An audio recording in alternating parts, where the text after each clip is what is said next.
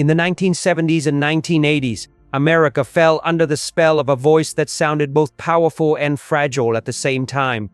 That voice belonged to Linda Ronstadt, a woman who would win 11 Grammy Awards, sell tens of millions of records, and become one of the defining musical figures of her era. But behind the stage lights and timeless songs was a private life shaped by fear, loneliness, and difficult choices. Few people truly understood long before fame, controversy, or illness. Linda's story began far from Hollywood. In Tucson, Arizona, Linda Ronstadt was born on July 15, 1946, into a family where music was part of daily life. Her father, Gilbert Ronstadt, ran a machinery business, but music was his true passion. Late at night, he would sit with his guitar and sing traditional Mexican folk songs, with melodies filled with memory, discipline, and restraint. Young Linda listened quietly. She absorbed everything. The melodies, the lyrics, the emotion behind every note. Music wasn't taught to her, it surrounded her. By the age of 14, she had formed a small folk group with her siblings, performing in local cafes around Tucson.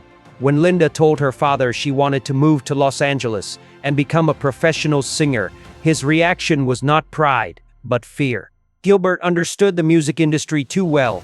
He had seen young talent exploited, dreams crushed, and lives consumed by disappointment. He begged her to reconsider, warning her about the cruelty of that world. Linda didn't argue. She didn't rebel. She simply held her ground. In 1965, at just 18 years old, she dropped out of college. Gilbert realized he could no longer stop her. Instead, he chose to prepare her. He handed Linda his most precious possession, a Martin guitar. As he gave it to her, he said something that was both a blessing and a warning. "As long as you own this guitar, you will never starve." It wasn't a promise of wealth. It was a belief that music pursued honestly could sustain a life, but never without sacrifice. Linda left Tucson with that guitar, her voice, and $30 in her pocket. No contract, no connections, no safety net. Los Angeles greeted her with reality. Millions of people chasing the same fragile dream. She had no idea then that this decision would lead her to superstardom, or that it would also begin a lifetime of doubt, isolation, and fear that success could never erase. Los Angeles did not welcome Linda Ronstadt with opportunity. It welcomed her with overcrowded rooms, uncertainty, and quiet fear. A friend, Bobby Kimmel, allowed her to stay at his place. The house was small. The single bedroom was already occupied. There was no bed for Linda. At night, she laid herself out on the floor and slept beneath the dining table. Years later, she explained the choice with unsettling clarity. If she slept under something, no one would step on her. It was a small detail, but it revealed everything. The alertness, the vulnerability, the survival instinct of an 18-year-old girl alone in a city that could erase her without noticing. Hardship forced choices that had nothing to do with romance. Linda began sharing a bed with Malcolm, Bobby's roommate, not out of love, but necessity. There was no illusion about it. Music was the only thing that still felt real. Bobby Kimmel and guitarist Kenny Edwards were looking for a singer. When Linda opened her mouth and sang, the atmosphere shifted instantly. The voice was undeniable. From that moment, the Stone Ponies were born. They worked relentlessly. Within 15 months, 3 albums were released back to back, but success remained distant. In a vast folk rock landscape, the band was nearly invisible, until one song changed everything. Different Drum exploded on the radio stations, played it non-stop. Suddenly, the band's name was everywhere. Yet Linda sensed the danger immediately. This success could trap her in a role that wasn't truly hers. Instead of waiting, while still a member of the band, Linda quietly began recording solo material. Her debut album, Hand-Sewn, Homegrown, made history as the first alternative country album recorded by a female artist. It was bold, honest, and personal, but her second album, Silk Purse, left her conflicted. Though one song earned her first Grammy nomination, the recognition brought no joy. She was being praised for music she didn't love, with songs that felt shallow, lacking poetry, far removed from the music she had grown up with. The industry sent her material that felt empty. Later, Linda admitted she simply wasn't being offered great songs anymore. She believed older music, the kind her father played, was better structured, richer in meaning. When her father came to see her perform, she asked what he thought. He didn't flatter her. He didn't criticize her talent. He simply said the music wasn't for him.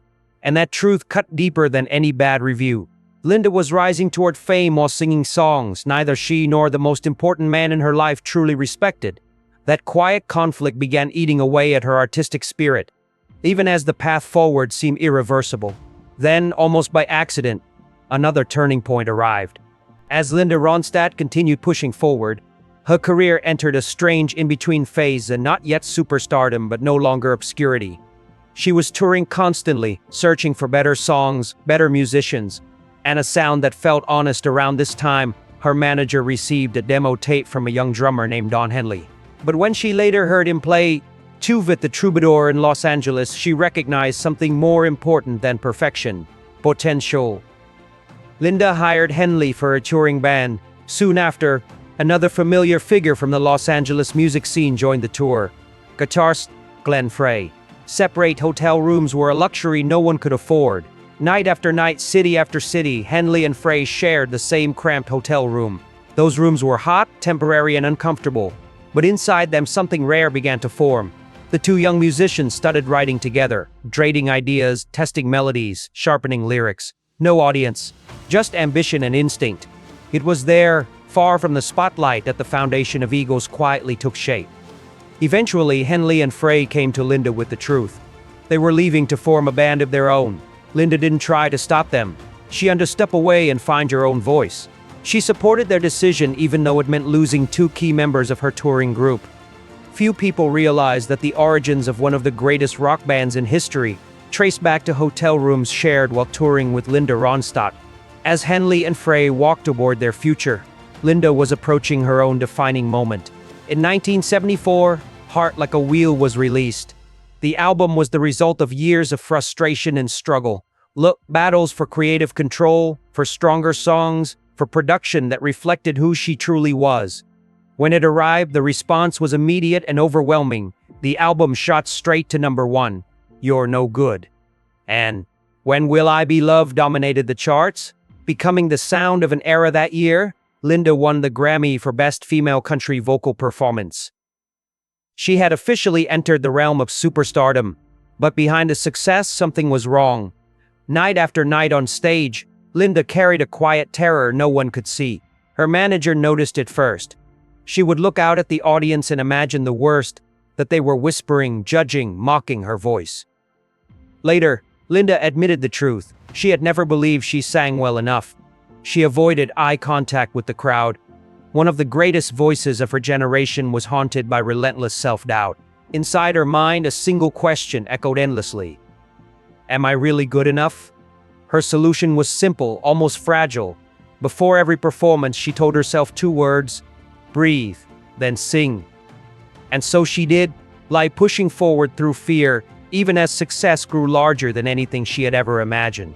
By the late 1970s, Linda Ronstadt had reached a level of success few artists ever touch. Her 1977 album Simple Dreams became one of the zooming records of the decade. Songs like Blue Bayou revealed a new depth in her voice, and controlled, emotional, unmistakably hers. The album didn't just succeed, it dominated. In an industry ruled by male rock stars, Linda stood alone at the top. At one point, Simple Dreams even knocked rumors from the #1 spot, something almost unthinkable at the time. By 1978, her album sales had surpassed 17 million. She had multiple platinum records. Time magazine called her one of the biggest individual rock stars in the world on stage. The image was overwhelming. Stadiums packed with 15,000, 20,000 people screaming her name. But the moment she walked off stage, everything collapsed into silence. Hotel rooms in unfamiliar cities, identical walls, room service trays. The crowds vanished instantly, leaving behind a loneliness that followed her everywhere. Years later, Linda would say that language itself has never invented a word powerful enough to describe the loneliness of life on tour. Her father's fears were becoming real. Every night she returned completely alone. Fame, instead of expanding her world, began to shrink it. When she wasn't touring, Linda retreated behind the gates of her home in Malibu. No parties, no premieres, no Hollywood social life. She avoided restaurants, disliked being watched while eating, and withdrew almost entirely from public spaces. Instead, she did something that surprised nearly everyone. She sat alone and knitted sweaters, not for fashion, not for publicity, for children she hoped to have one day. She later explained that it was difficult to find real wool sweaters for kids, and so she made them herself. The woman who commanded stadiums spent her evenings with yarn and needles, creating quiet, ordinary objects that had nothing to do with fame. It was the only way she could survive loneliness seeped into everything, especially love. Her first serious relationship was with John Boylan, a man who understood the music business deeply and eventually became her manager. At first, the bond felt perfect. Love and trust seemed aligned, but work invaded every moment. Phone calls interrupted dinners. Business discussions replaced intimacy. The line between partner and manager disappeared completely. She no longer knew what an executive. Eventually, the relationship ended, painfully, but without bitterness. They continued working together because, for Linda, music always came first. Another relationship followed with Jochen J.D. Suther, someone who understood touring, pressure, and creative life from the inside. They shared rare moments of calm, and the song Faithless Love grew directly from that connection. But the same forces returned. Understanding each other didn't save the relationship. It ended quietly with respect but no future. Slowly, Linda reached a realization that would follow her for the rest of her life. Love inside the music world is not ordinary love. Touring erodes bonds, fame distorts emotion, and some careers leave no room for permanence. After years of relationships shaped and broken by music, Linda Ronstadt met someone from a completely different world, Jerry Brown. They met quietly at a small restaurant in Hollywood. Jerry Brown was disciplined, structured, and intensely controlled. The opposite of Linda's chaotic, constantly moving life. After years of touring and instability, he offered something unfamiliar. As their relationship grew, Jerry's political career accelerated. Soon he became governor of California. Overnight, Linda was no longer just a rock star. She was standing beside one of the most powerful political figures in the United States. Cameras followed them everywhere. Every appearance was analyzed. Those close to them noticed something the public didn't. His sharp political exterior gave way to humor and warmth. The relationship was real, but the worlds they lived in were fundamentally incompatible. Linda's life was built on unpredictability. Tours, rehearsals, sudden travel, emotional swings. Jerry's life was planned years in advance, shaped by strategy, schedules, and public image. Jerry needed a partner who could fit into political life. Linda needed someone who understood why music always came first. Neither could become what the other truly needed. In 1979, they separated quietly, without scandal. Later, Linda said the relationship had been worth it. Some experiences matter even if they don't last. Other relationships followed. Actors, musicians, artists, all ended in time. Years later, Linda would say with characteristic honesty that she had absolutely no talent for marriage. She never married. Instead, in the early 1990s, Linda made a decision that reshaped her life more deeply than any romance ever had. She adopted 2 children. From that moment on, her world became smaller, quieter, and more complete. Music was still present, but motherhood became the center of everything. The reason to wake up, the reason to stay grounded yet beneath the calm. An old longing began to resurface, one tied to memory, identity, and her father's voice. Linda felt drawn back to the music she had grown up with. Mexican folk songs, simple rhythms, songs rooted in family and tradition. For her, it wasn't nostalgia, it was a return. For the music industry, it was unthinkable. Executives warned her relentlessly. No one wanted to hear that music. Too far from the image they had built, the queen of rock. They told her she was gambling millions of dollars. But Linda was no longer seduced by titles. What mattered was authenticity. Songs her father would respect, songs with poetry and soul. And once again she chose to move forward, despite criticism, doubt, and predictions of failure. In 1987, she took the boldest step of her career. She appeared on national television with a mariachi band. There was no safety net, no compromise, and then against every expectation it worked. The album didn't fail. It soared, more than 2 million copies sold. Linda had proven something the industry refused to believe, that audiences were still hungry for music with roots, memory, and truth. Just as she shattered those assumptions, another unexpected challenge appeared. In the early 1980s, just as Linda Ronstadt was redefining success on her own terms, she made another decision that stunned the industry. She agreed to star in a Broadway musical for a rock superstar. It made little sense. Rock concerts and musical theater lived in entirely different worlds. One relied on instinct and emotional release. The other demanded discipline, precision, and repetition night after night. Even Linda knew she was stepping into unfamiliar territory. When rehearsals began in Broadway, the shock was immediate. Around her were performers who had trained for musical theater their entire lives. They understood every rule, every rhythm. Later, she admitted that from the first day, everyone knew she had been thrown into deep water without a life jacket. She was terrified. Not the fear of crowds, that she had faced tens of thousands before. This was a different kind of fear, being exposed, unprepared, measured against professionals who spoke a language she was still learning. Once again, she relied on the same fragile solution that had carried her through decades of self-doubt. She took a breath and she sang against expectations. The production succeeded. It ran for nearly 2 years. Critical recognition followed. Linda had crossed yet another boundary, and now musical theater. From the outside, it seemed as though everything she touched eventually turned to gold. But the cost was accumulating. The loneliness never disappeared, the fear never softened. And slowly, something more alarming began to surface in the early 2000s. Linda noticed changes in her body that were impossible to ignore. Her voice, the instrument that had defined her entire life, no longer responded the way it once had. Notes slipped, control weakened. She tried to adjust, to compensate, convincing herself it was exhaustion. But deep down, she knew by 2009 the truth became undeniable. A slow-moving but relentless illness was taking hold. At first, she could still manage, but the progression didn't stop. Her voice continued to fade, and Linda could hear every imperfection long before audiences did. She refused to stand on stage and shout instead of sing. She refused to take people's money for something that no longer felt like music to her. In 2013, Linda Ronstadt made an announcement that sent shockwaves through the music world. She was stepping away from performing. At 66 years old, her singing career ended, not with a farewell tour, not with a final bow, but with quiet honesty. The voice that had carried her across 5 decades was falling silent. The music was still alive. Not on stage, not in her throat, but inside her mind. She could still hear every melody clearly, perfectly untouched. A composer trapped within a body that could no longer obey. And then Linda revealed a truth that reframed her entire career. She never liked performing, not eventually, not after burnout. The screaming crowds, the spotlight, none of it had ever brought joy. What she loved were small rooms, close friends, quiet sing-alongs. The studio felt safe. The stage was always something she forced herself to enter. 50 years of success built on fear.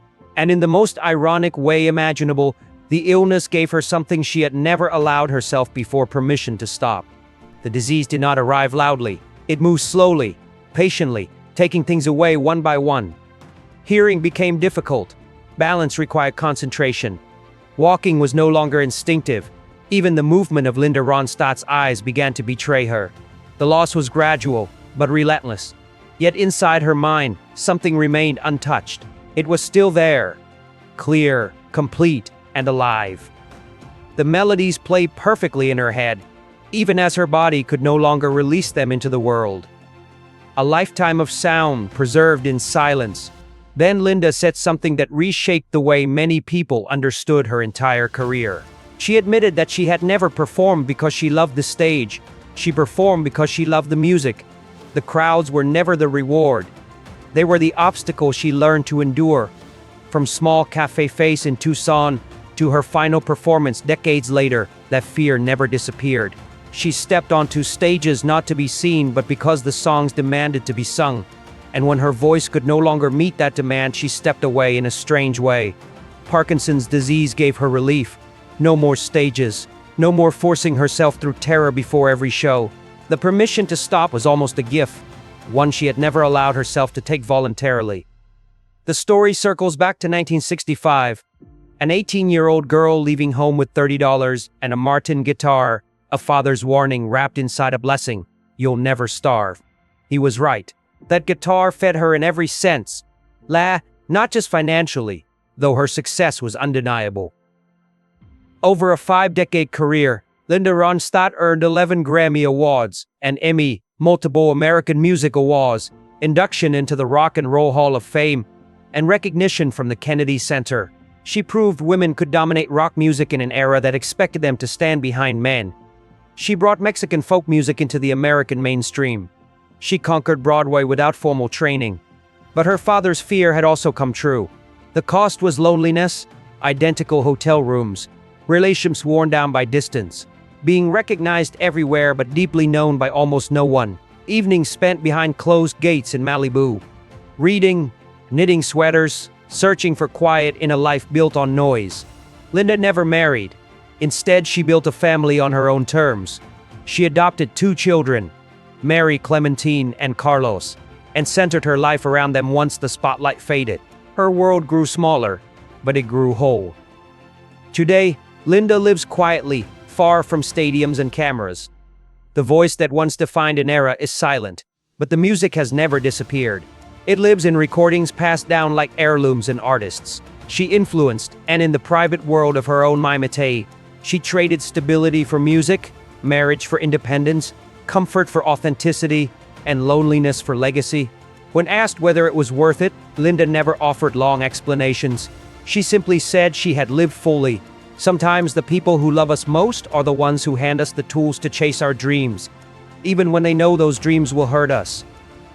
Even when they can see the loneliness waiting at the end of the road. In 1965, Linda Ronstadt carried a guitar into Los Angeles. She never starved. And she changed music forever.